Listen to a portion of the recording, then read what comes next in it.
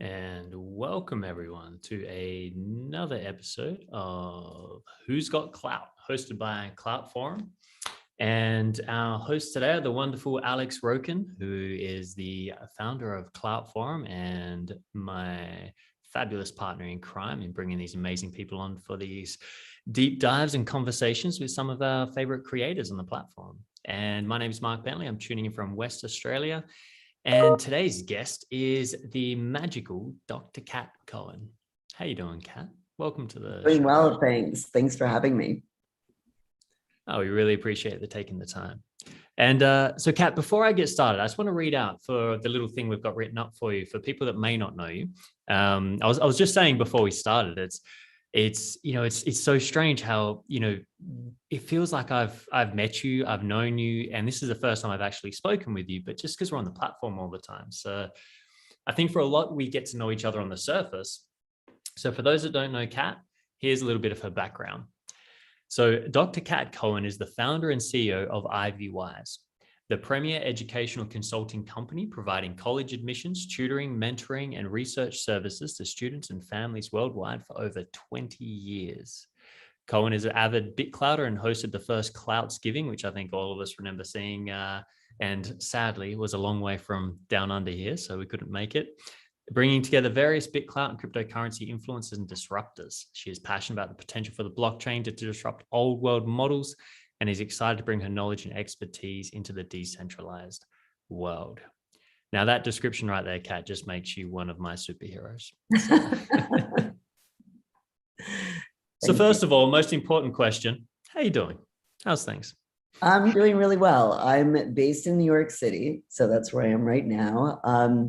And my main profession is education. And so running my company, this is actually our busiest season of the year because students around the globe are applying to universities right now. So it's our busy time, and but fall is beautiful here. So very, very, very happy.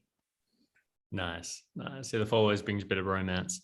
How, just before we jump into decentralized and all that magic, I just want to ask you that with the applications coming in now for 2022, it's hard to believe it's 2022 already.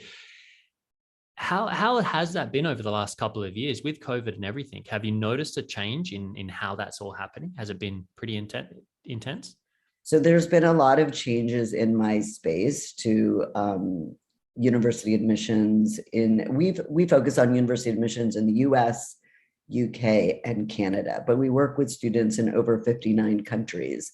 So what's changed are a couple of things. First, pre-COVID, there was Operation Varsity Blues, which you probably read about certain bad actors in our space, not only on the university side, but also in my profession, independent counseling, as well as, people, out there taking tests for students and things like that. So that shifted things a lot in terms of the space, because there were a lot of changes within colleges that they had to make to ensure that the process was fair and equitable. So that was number one. And then COVID hit right after that, which I think was really hard on students. I mean, it was really hard on all of us, but it was particularly hard on students everywhere, having to move to remote learning. And especially for the younger kids, getting onto a computer maybe that they had never been on before. I know for my own younger daughter, she didn't even own a computer yet, and I had to get her set up on a platform for her to do her learning. And so it was particularly tough for students. And universities since then, because students couldn't go in and sit for a standardized test because of COVID and restrictions, or maybe there was restrictions in space, or they canceled the test the day before. So right now, about 76% of universities in the US are test optional. So that is a huge change. And that change made it actually more competitive to get into US universities, because now they're attracting kids from all different backgrounds and socioeconomic backgrounds, kids who maybe couldn't afford to take those tests.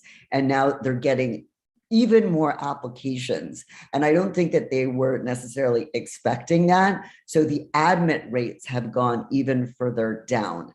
And it's made the process more holistic based on the whole student. And that's what we focus on. We're counselors. We counsel whole students, and for them to look at everything they're doing. So our business has actually been booming since COVID, because more and more people need more help, and they're realizing they can get that help remotely. Just like we're doing this interview, you're across the world, I'm in New York City. It doesn't really matter where people are today, we can still be connected. And I think this sort of goes into my future view of, Zoom. This call is a metaverse of sorts, right? It's like I would call it like a 2D metaverse, where, we see each other on these, on a grid, on the squares. But ultimately, I really believe the future is going into the metaverse, where you and I are going to have our avatars, and we're going to be interacting in a 3D Web3 world, where we would be able to have this conversation, invite others. So it really won't matter where you are. And I also think education is going to move into the space. So not only social NFT exchange, right? So commerce is going to happen. But I do think ultimately education will have to move into the metaverse, that especially with the cost of attending right now, US university is extremely high. And so in order to provide another option of attending a school, because these admit rates keep getting lower and lower, they can't take everybody. I think there's going to be some option in the future in the metaverse that will be less expensive.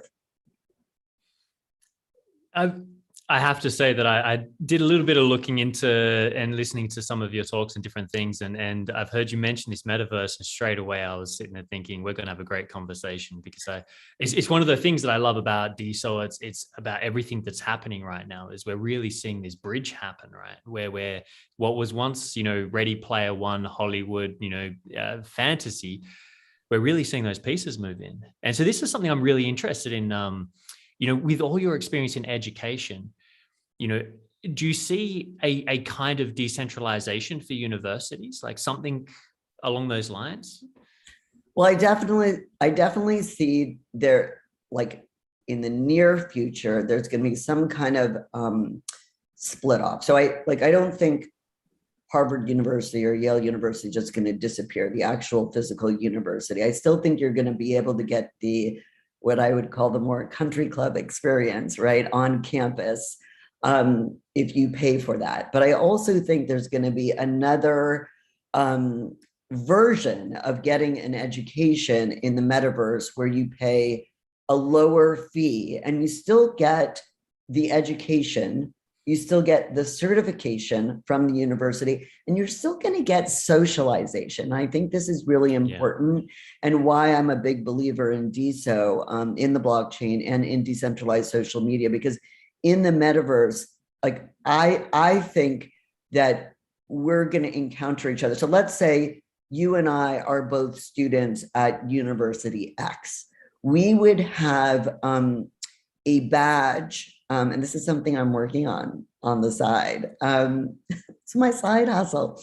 We would have a badge of verifying that you and I both attend University X, and that we can get in to that space to actually attend a class together, because we have the badge in our wallets. We've been KYC, like we are verified as students that we've paid tuition, and maybe again it's a lower amount than what it would be in the country club experience, and that we would be able to attend the same class. I'd be able to click on your profile, so like tap your avatar, and you could probably design your avatar however you want. We are all seeing these NFTs as PFPs, so you could have whatever you want as your avatar, but I'd be able to click on you, Mark, and then see really who you are and more about you, right? And that's where I think the decentralized social media is going to be layered into this metaverse world, and why it's so important, because that's the way that we're going to connect with each other. And as Nader has talked about associations, so it's kind of like a different form of verification, like how you're connected. And I'm working on something that is it's similar. I would say it's adjacent. So it's going to be verifying your membership in certain communities, or your having that badge that you actually are who you say you are professionally. So I think that is critical, and something that hopefully will be integrated with DeSo in the future, no matter what blockchain it's on, because I think what DeSo is trying to do is work with other blockchains, right? So so that they're, the NFTs you buy on DeSo will show up in your, wallet wherever. Yeah, can be moved around, and that it's, even as you say that, I love the way the world's working right now. It's almost like, we're moving at such a pace that we have to live a kind of more intuitive kind of approach to how we're moving forwards, because it's just moving so fast. But this is something that I've been contemplating. Is I've got a big community known as Gene Keys. They do a body of work called Gene Keys, and it's related to human design. It's all about self-development, personal work. There's thousands of people all over the planet doing this. And I was thinking about creating a kind of a node, and I was thinking, how do we make it so that we know who are kind of that part of that community, right? And I thought, well, okay, you can buy a coin. Everyone buys a coin, or there's different ways, but it sounds like what you're talking about would be the ideal solution for something like that. Well, I'm hoping it is. It's already in the works. It's called the POMP, Proof The of pomp. Membership. Yeah, it's called the POMP. I named it. It's called the Proof of Membership Protocol. So we are working on that and launching that. And I think that is Fantastic. super exciting. Separate from my company. I'm working on this separately, and I'm super excited about this because I think this is a major disruptor and something that we need ultimately to be functioning in Web3. Absolutely. Do we have any timelines that you can leak out? I can't say too much about it right now, but it is in the works. Yes. Yeah, fantastic. And what I love about this is, we're really looking at, one of the biggest issues I see in the world right now is trust. It's like all those centralized things we used to trust, which is why we had them, have kind of defaulted on their trust. And so now it feels like, this is where blockchain decentralization and what you're talking about here is, really is a way of because it's like you're saying, verification when it comes from Facebook or DeSo, it's like, well, that's up to them. Whereas when it's from your shared organization that whoever cares about it trusts it, then it becomes a very personalized version, doesn't it? And yeah, beautiful. So, Kat, one of the things that I'm very curious about is what's your origin story? Like, what is it that led you to discovering DeSo, BitClout? I'm sure you've been asked this lots of times. And what made you say yes? What made you look into it? Well, I've been investing in crypto for about 7 years. So I've kind of dabbled, and it started just by dabbling myself and learning about things on my own. I'm a very curious person. I always say that I'm a student for life. So there's always more to learn, right? You never know it all. So especially during COVID, I just spent a lot of time doing more research on what was happening in the crypto space and started looking at certain coins. Ultimately, I started looking at certain coins and investing in virtual real estate and in digital art. So I'm an art collector in real life, and I was very excited about the prospect of collecting more digital art. And I mean, I probably was the first of my friends to have screens in my home showing the digital art that I collected. And my real estate I hold on to in multiple metaverses because I believe that the future is going to be in a metaverse. I don't know which one is going to necessarily be the ultimate winner, right? The oasis, but I sort of hedged my bets and spread myself out in multiple metaverses because I think being a landowner was a smart thing to do. If money was going digital with crypto, the next thing to go digital would be land, and the virtual real estate owners would be the winners basically in that space. So I started looking at that, and BitClout came across my desk in various ways right when it was launching. And so I decided to do some research on it and got myself on the platform. I got my daughter's names as well on the platform. I grabbed those names and put my company on right away. And that's actually where we announced that we are the first education company to accept cryptocurrency. So that was kind of a big deal, and we wanted to announce it there. We thought that made sense. I bought some Clout at the time, which is now DeSo, and really started to explore. I mean, my goal in the beginning was let me learn, right? Let me use this platform to learn, let me get on to learn more about it. So that's what I've done. Really, I've used this as an educational experience. And so then when I got on, what I found so interesting about the platform was the community, really the OG community whose voices I was hearing or, reading every day when I was, or watching the videos of the Krasensteins, that they were making every day. Yeah. So I felt like I got to know people without really knowing them. And so what happened last summer was Nigel Eccles did a Flick event in New York City. I think it was in June. And it was wonderful. It was like a beautiful day on this rooftop terrace. And all of a sudden I met these other creators who I had been following or who I'd known about on the platform. And I thought, how cool is that? We're finally meeting in real life. And with all the COVID restrictions, it was just really great on this sort of perfect, beautiful evening to meet everybody. And then I thought, I really would like to host something in my home to get to know even more creators. And so I got together with a few of those other creators like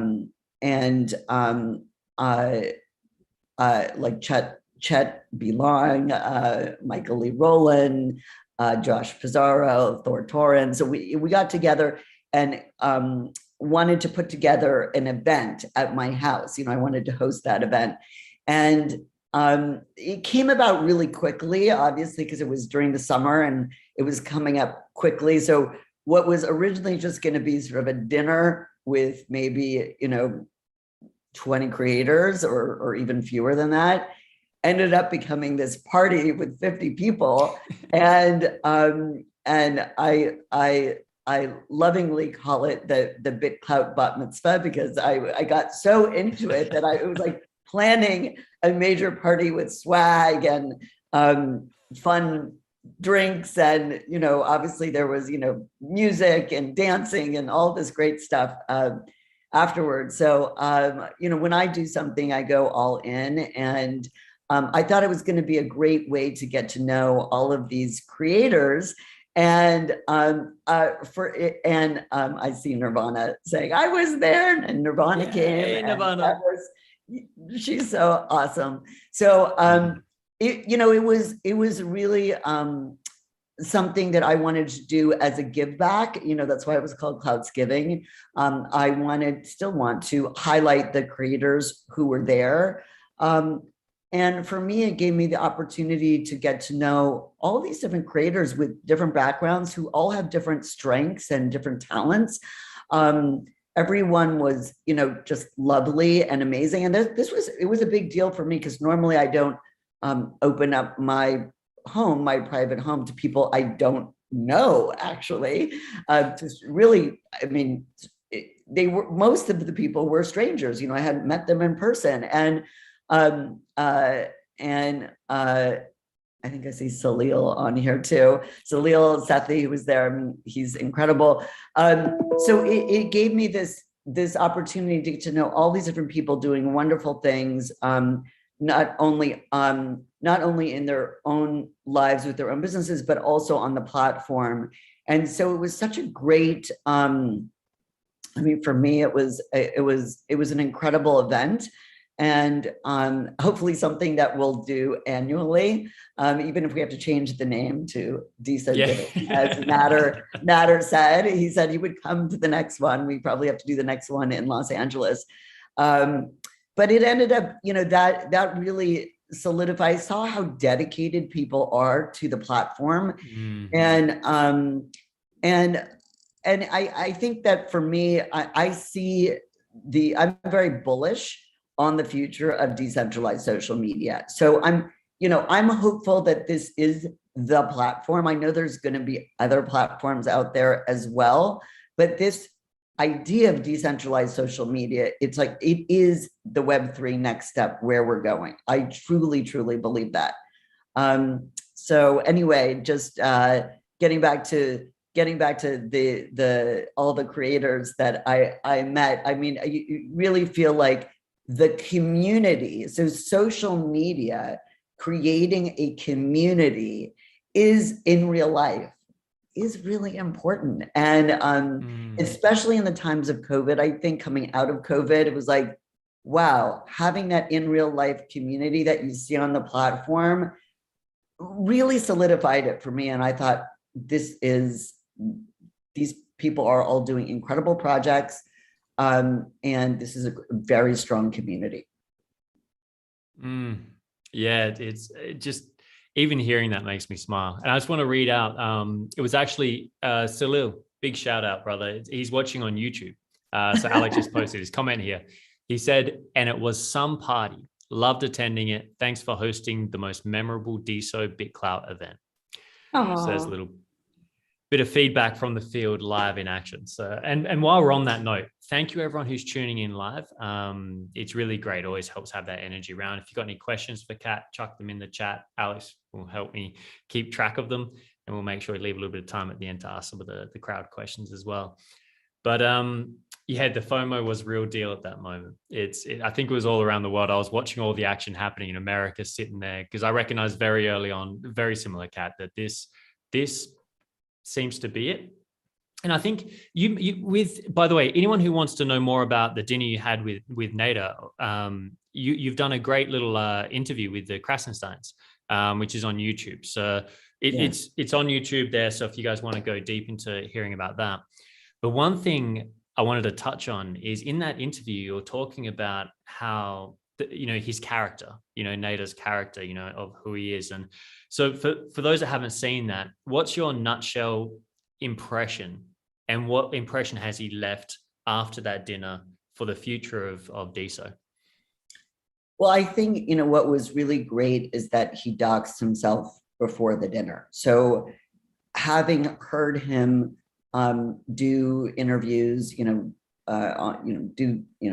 his media tour, and also do the town hall on Discord was really important, I think, for me before going into the dinner, because I got a sense of who he was prior to the dinner. Like wasn't like, oh, okay, like huge surprise, who am I going to dinner with? So take half the dinner to settle down. Right. And I think it just confirmed what I had heard, which is that, and I said this in the interview, he's a very personable guy. And so my only thing in sort of hindsight looking back is questioning, well, why didn't he dox himself earlier? Because he's really such a great spokesperson for the platform, and he understands that the platform belongs to the creators, and the creators make the platform. He's very respectful of the creators, and I think that's key in this. He's not just some dev engineer behind the scenes doing his thing. He gets that, and he understands that community is what makes something, right? Community can be so strong, and he understands that he actually built this platform, and that the community now is taken over. It's open source, they're running their nodes, like people are building on this, and they're the ones taking it off. So I just thought, I felt very comfortable talking to him. The time flew by, and I actually met his wife at the end. She's lovely. So I didn't talk about that.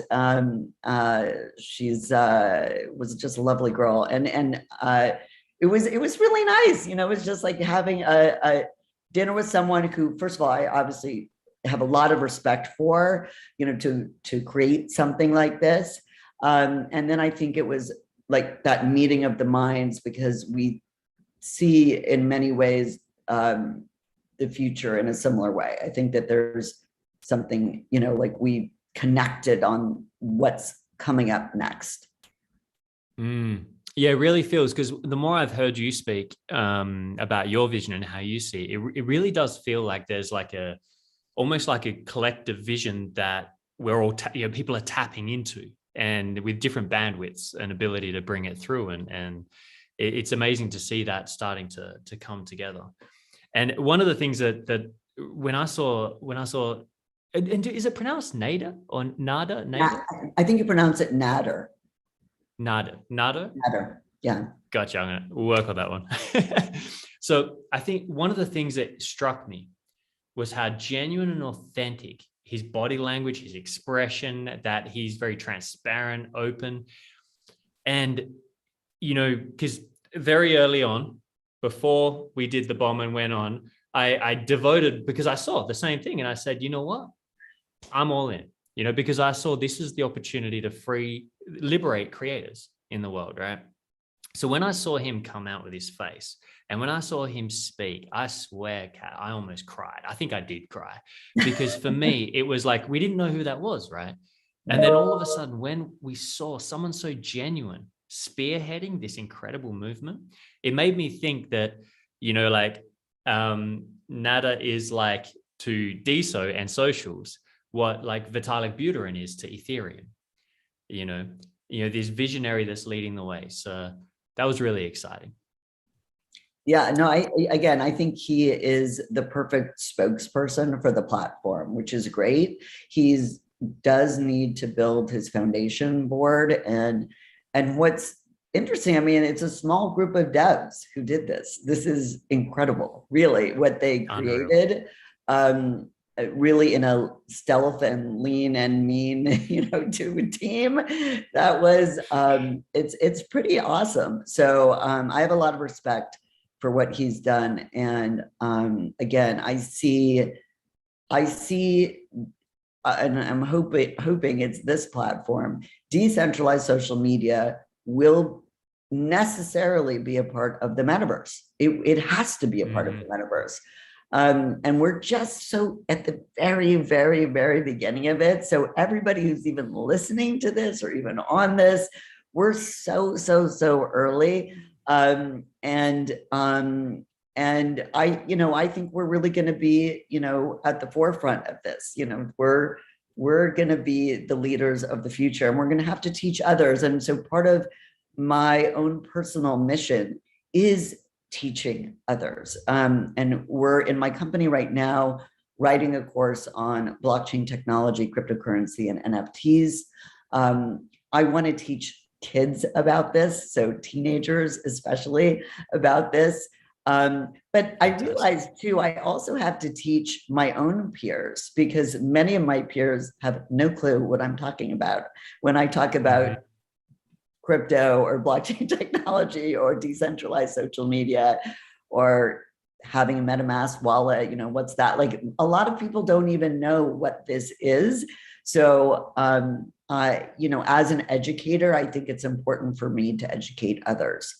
And also also like going back to, why I want to put on an event, giving back to others is also a really important part of my personal mission. And it's a part of IvyWise. What we do, we work with students, a certain percentage of our students we work with for free.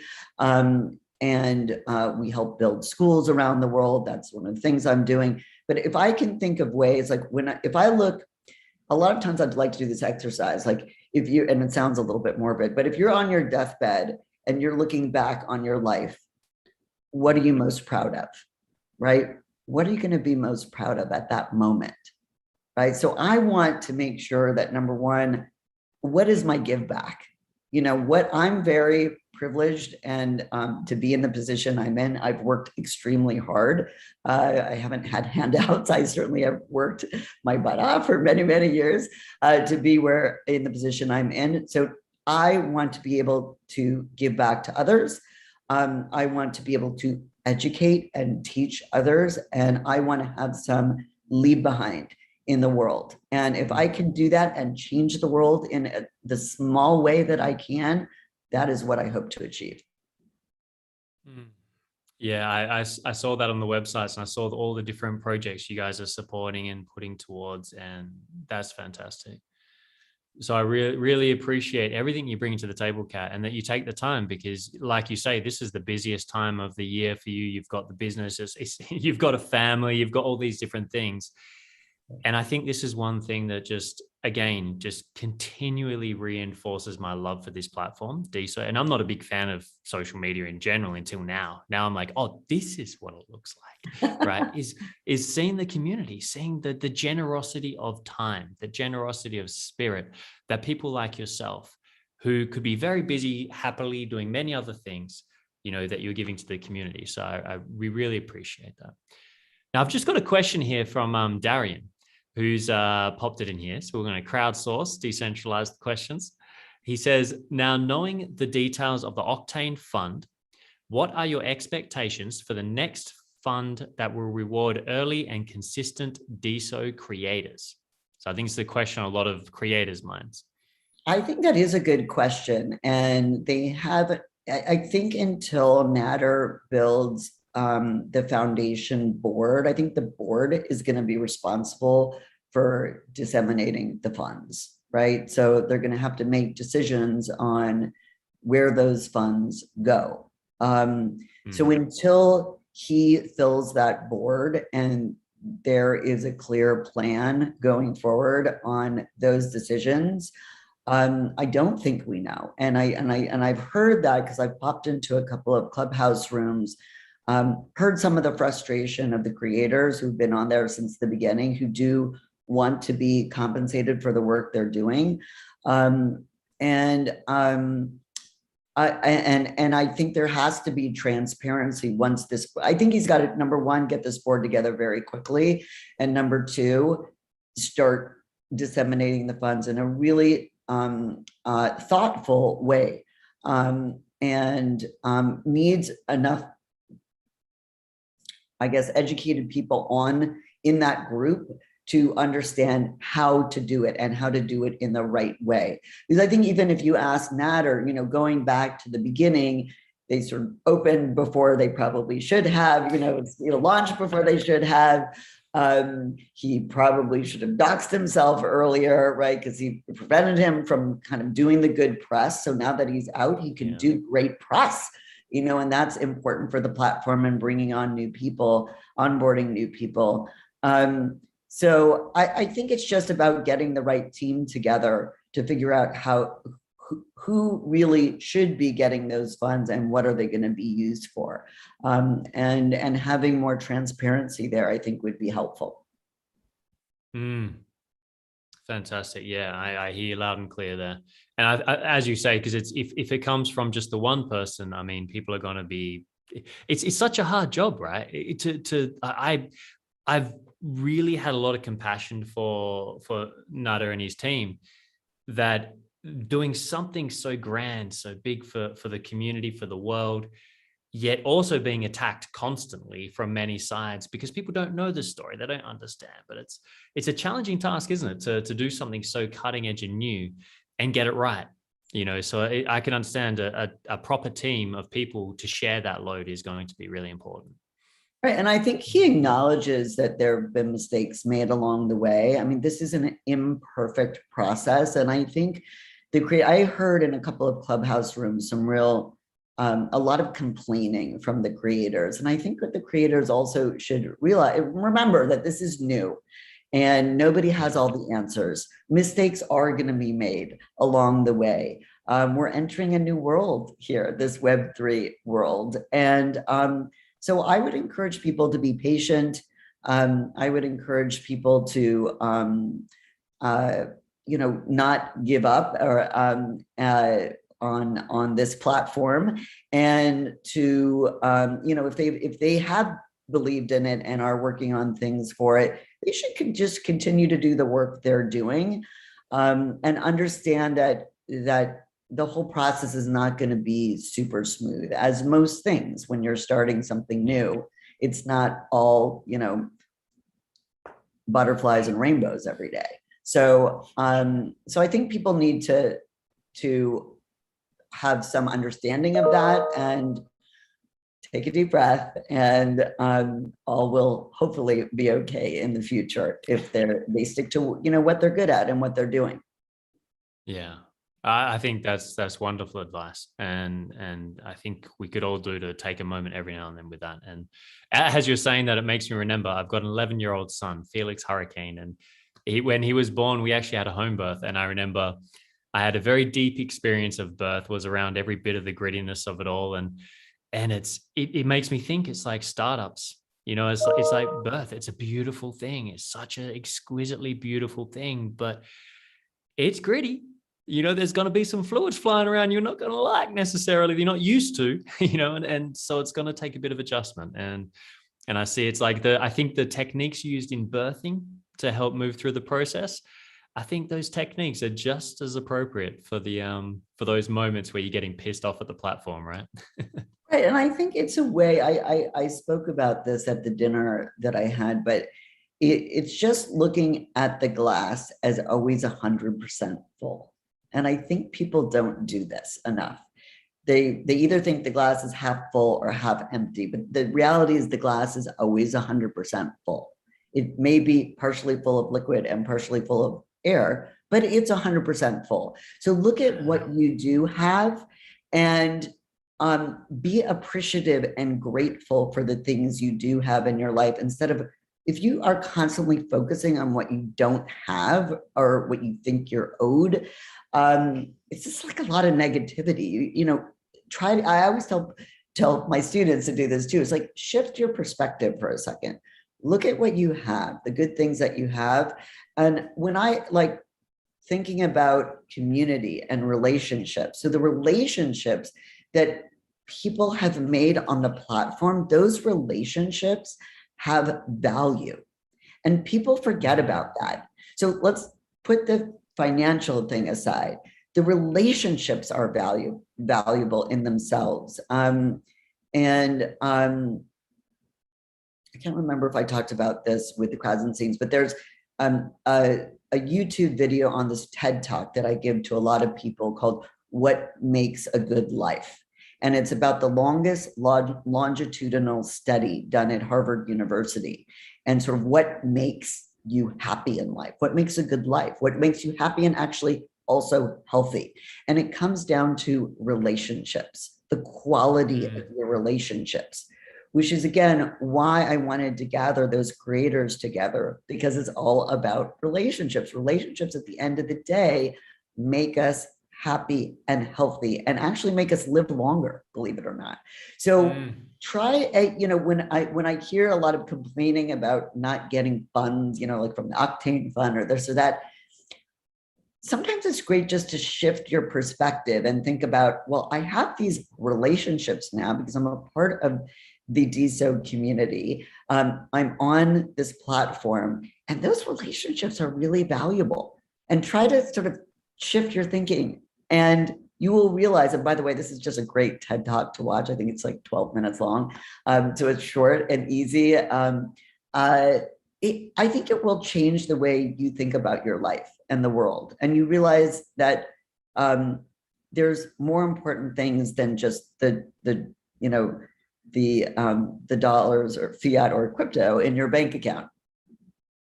Absolutely.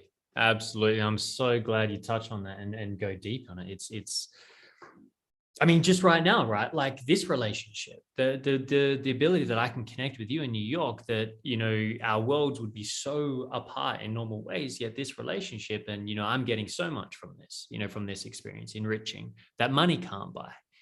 And so just being aware of the time, Kat, and I have to hand you over to Alex, as much as I'd love to hog the time and just keep going with you. Hopefully I can make it over to the next DSO giving next year. I'll start working out those plane tickets. But I just wanted to read out, before I hand it to you, Alex, a comment from our mutual beloved friend, Chet Belong. Chet, his laugh, Kat, like I've said it, so Chet knows this. I've said it so many times. His laughter in the Nacho Average call, it was contagious. Every time it just made my heart light up. So he's That's amazing. on YouTube. I'm a huge Chet fan. So he's just popped a comment on the YouTube comments saying 100% critical to teach the newest generations about crypto before they reach college age. IvyWise is doing some much needed work. And on that, Chat, just so you know, I've got my 11-year-old son. He's already mining crypto on his gaming computer across from me in the office. So I've got him started early. So I think it's fantastic. All right. Beautiful, Kat. I'm going to hand you over to Alex. He's got a few questions for you, and then we'll see what time we have left. You there, Alex? Yeah. Thank you, Mark. So I'm going to have a few questions. They're going to be more about personality and your perspective on the way on things like crypto and universities. So let's start with the first one. What's the most exciting thing in education for you? Oh my gosh, there's so many exciting things in education. So education is nonstop, right? So as I said, like we're all students until, you know, we take our last breath. There's always something more to learn, right? So I think the most exciting thing to me right now is this vision of what's going to happen to education in the future. Now, I may be wrong, so I will preface it with that, but I definitely have a vision of what I think is up and coming, and that is education moving to the metaverse, with these badges of sort of verification that you attend a certain school or university and that you can attend classes in the metaverse, and still get your degree that way in a less expensive way than if you were going to attend a university sort of on a traditional in real life college campus, right? With room and board and a bed and et cetera, et cetera. So I'm very excited about this prospect. And that's probably the most exciting thing to me right now. But again, it's so early. So this is just my vision and my view. But I do think that this is coming up in the future.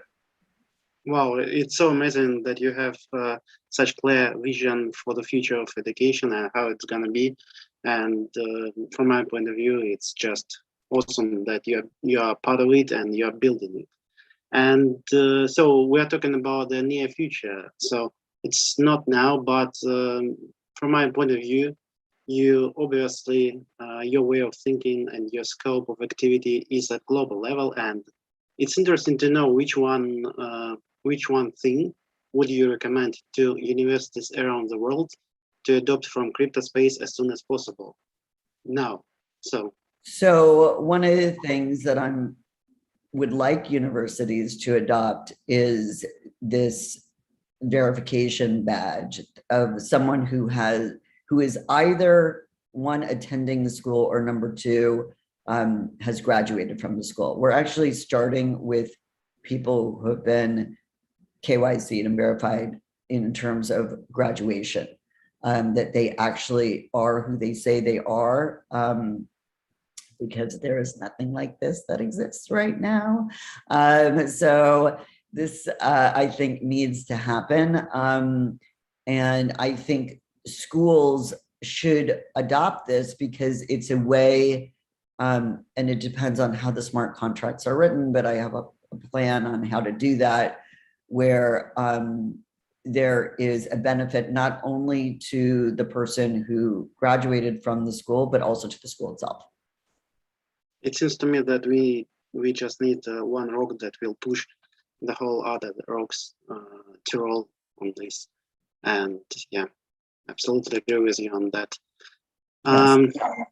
Before we close the topic about universities and education, I would like to ask the last one.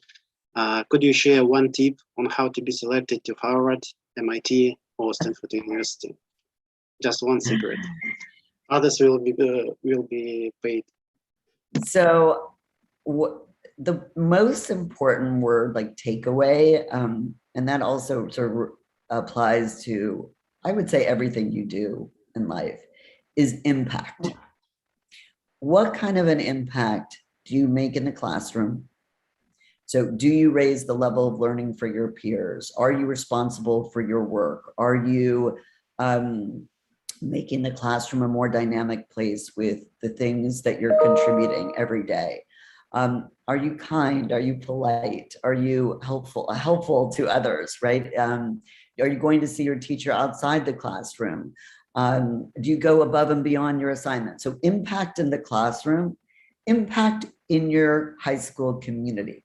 So what are you doing? What is your give back to that community with your real core interests? So not some made up thing that you think is going to look good to a college or university, but be true to who you are and how can you make an impact through your interests and talents in your high school community. And finally, the last place for impact is in the community beyond your school. So however you define your greater community, whether it's your family, whether it's your neighborhood, whether it's your state or country or region, what is your community and how are you making an impact in it. So impact is the biggest word. If I just had to boil it down to one thing. And I think that just sort of applies to all of us anyway. When we get up every day, what kind of an impact are you making on the lives of others every day? I think that's a great intention to start your day. And when you close your eyes at night, like just kind of think about, okay, what did I do today to make the impact in the way I only can do that through my interests, talent, and talents. And then of course, every day isn't going to be perfect. But I love this idea of setting that intention. Wow, that's absolutely incredible. And I hope Mark Felix is taking some notes on how to be selected to those universities, and just a principle for the life. It's just the best advice that I've had for a long time. Thank you. And yeah. So my next question is going to be about the food. And what's your favorite dish? And was it served in Clout's given meetup? So many people don't know I'm a vegetarian, and I also have a lot of food allergies. So I'm a vegetarian allergic to nuts, which is not easy. But I do eat cheese and eggs. So at Cloutsgiving, we had a primarily vegetarian meal, although for the non-vegetarians, there was steak for them. And at the meal I had with Nader, I had one of my favorite foods, which is grilled artichokes. So my favorite foods are artichokes, avocado, and mini cucumbers. I mean, I'm like a greens girl. I love my greens. I feel much better on a vegetarian diet, but I'm not militant about it with other people and their choices. I think it's also my small way that I can give back to the world by not, there's a lot of things. I mean, we could go into why I'm a vegetarian, but I feel like there is a give back in a very, very small way by me personally, not eating meat. Wow.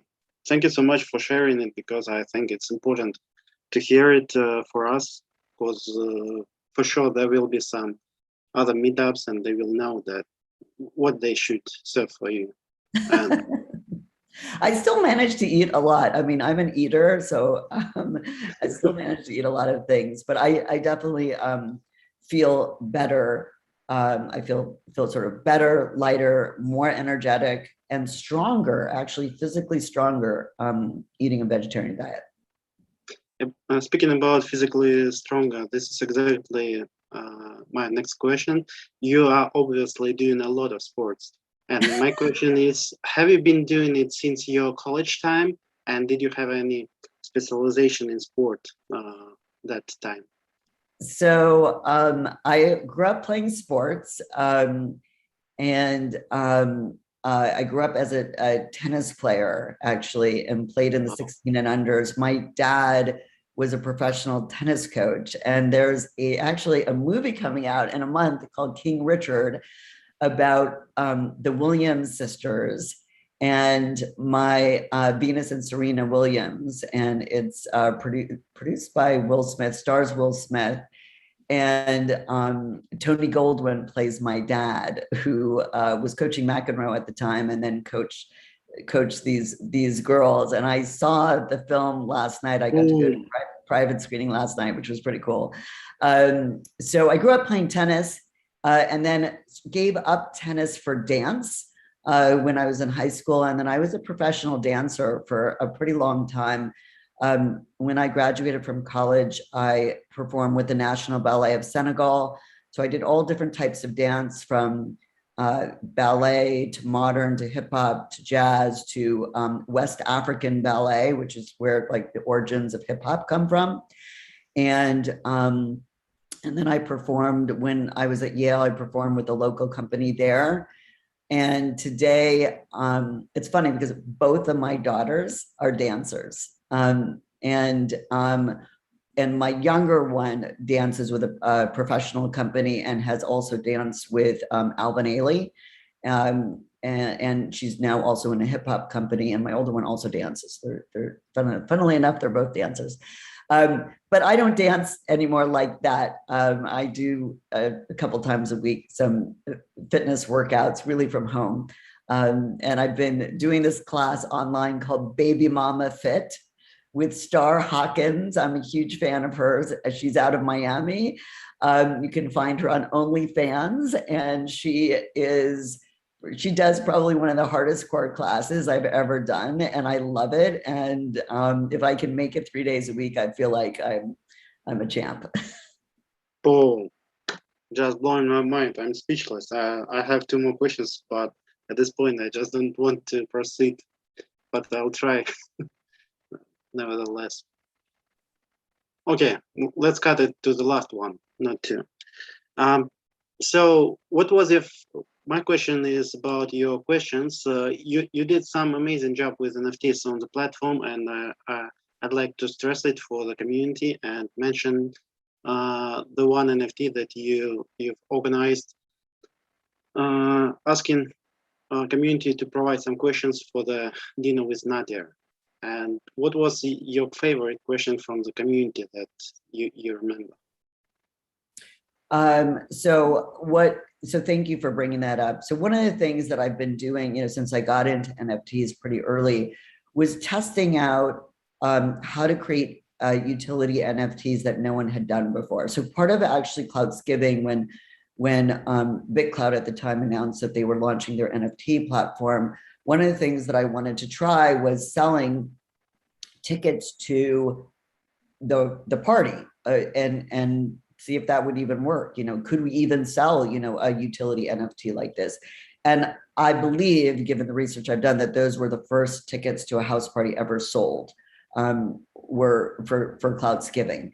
So anyone who is a ticket holder, and by the way, I didn't close that auction, so there's still some left. If you go to Clout's giving, I believe these are historic and will make history. So I encourage anyone to go there and buy a Clout's giving ticket, because those NFTs really are the first house party utility NFTs.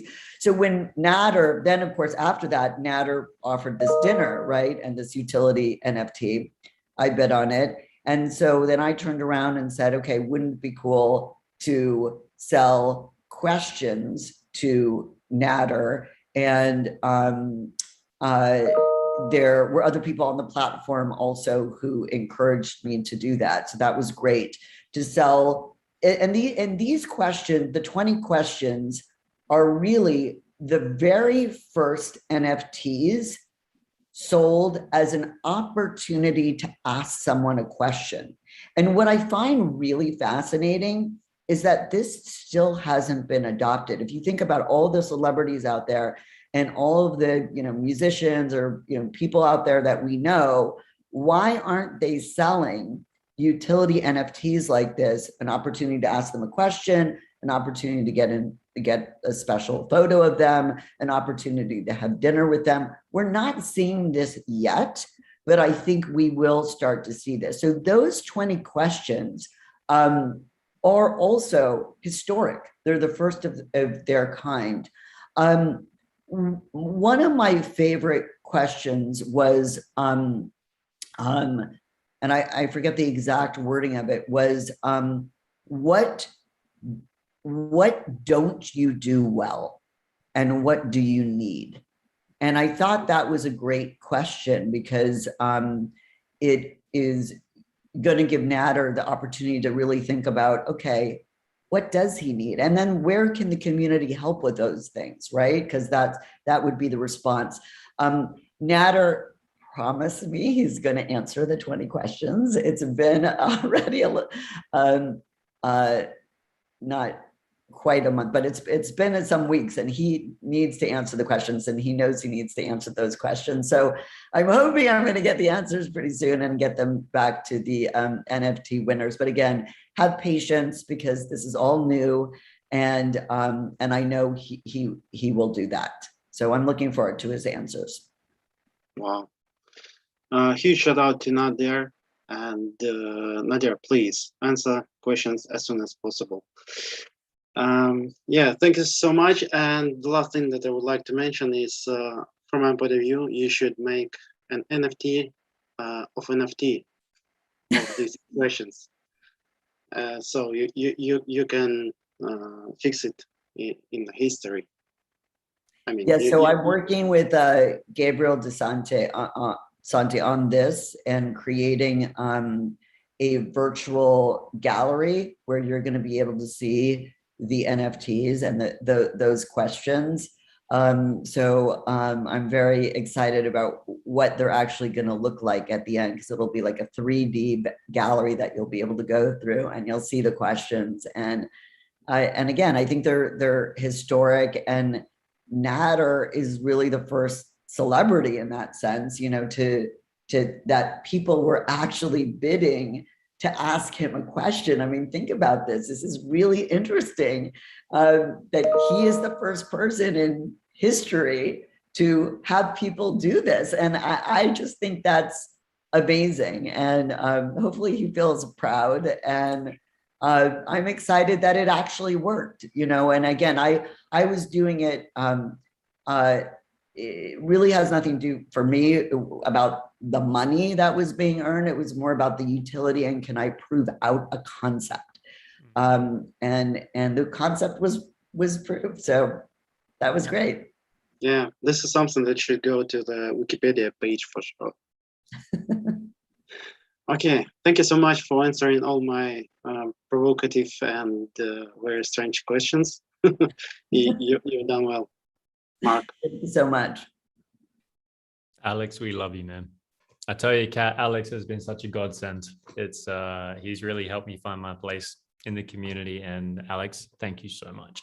And Kat, with that, as much as I'd love to keep going for hours on end, you are an incredible woman that has much to do, as do everyone else. And we've just hit the witching hour, and I'm going to turn into a pumpkin if we don't jump. So, so Kat, thank you so much. Is there any last words you want to say before we tie this up?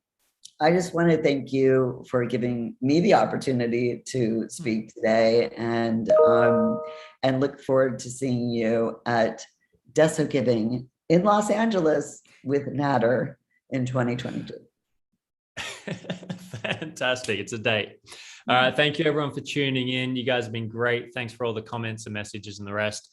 Keep those comments going in the video on BitClout as well. Reclout the video. I think Kat shared so much gold here.